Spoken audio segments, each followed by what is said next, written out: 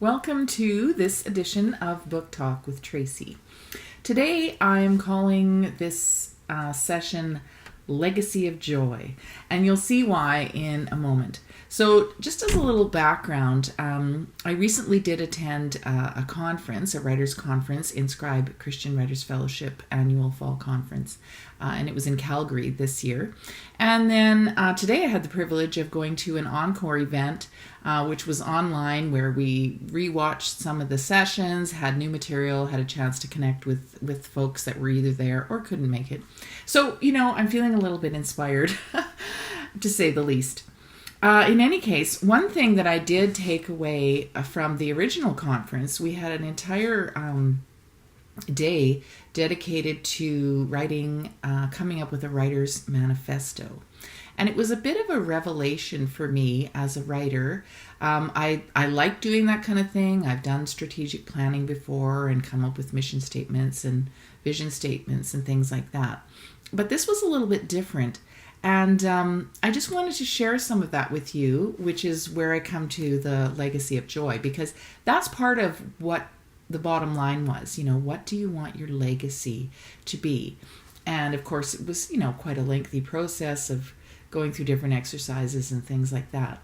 But I really found out, much to my surprise, I guess, that really, when it boils down to it, what I want my legacy to be in my writing is just to bring joy to people.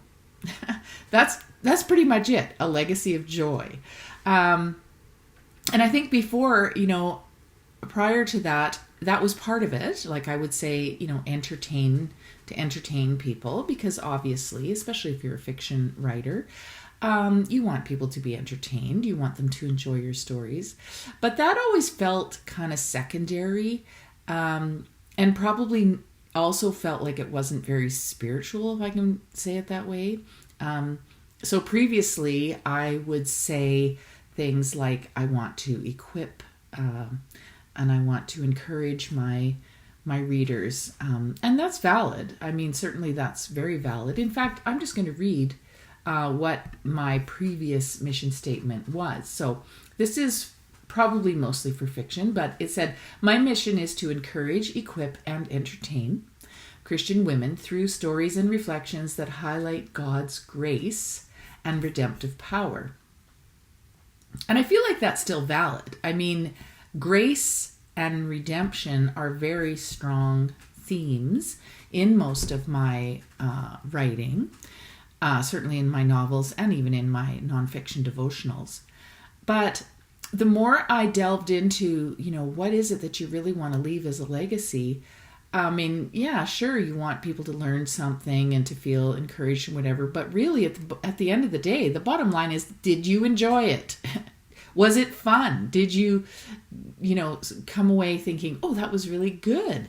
And rather than, viewing that as kind of shallow, which I guess I have done in the past, I just felt like, wow, I can embrace that actually bringing joy and, even suspending reality for people is actually a real gift. It is kind of a godly thing. And I should just be embracing that, because really that's what I want people to come away with. I want to leave a legacy of joy. So I've come up with a new mission statement, and it goes like this. I write to bring joy to myself through the process, because that's important. It's one of the reasons I write. And joy to my readers as they get lost in the story. I guess that's, more my reasons for writing. And, if I had to say it as a mission statement, my mission is to bring a legacy of joy to readers of my fiction and stage plays, because I want them to get lost in the story. And I think that goes along with, I do like to inject some humor, certainly in my plays and in my novels too.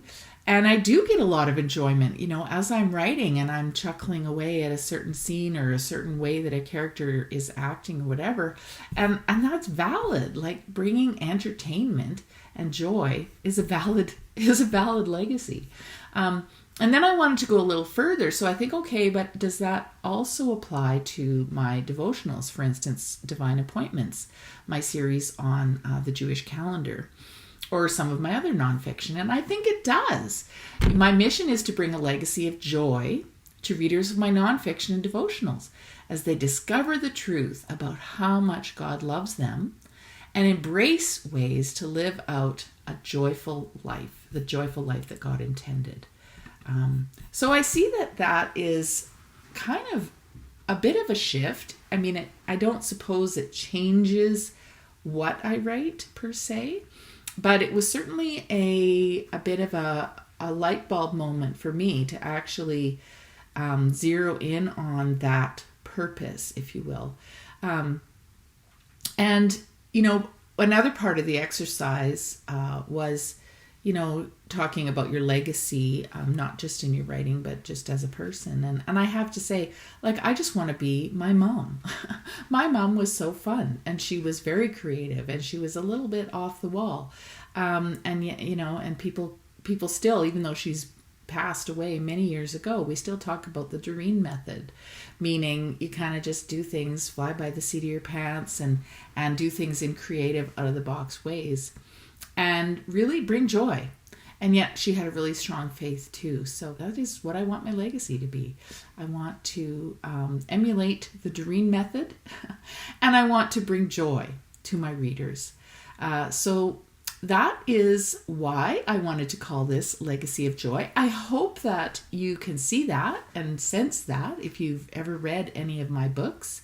I encourage you, head over to my website, tracykrauss.com, and check it out. I've got 14 novels. I've got all kinds of devotional books, and I have a lot of stage plays too, because I used to teach drama at the high school level, and I've written and had a lot of my plays produced and published. So see if you can find some joy, some entertainment.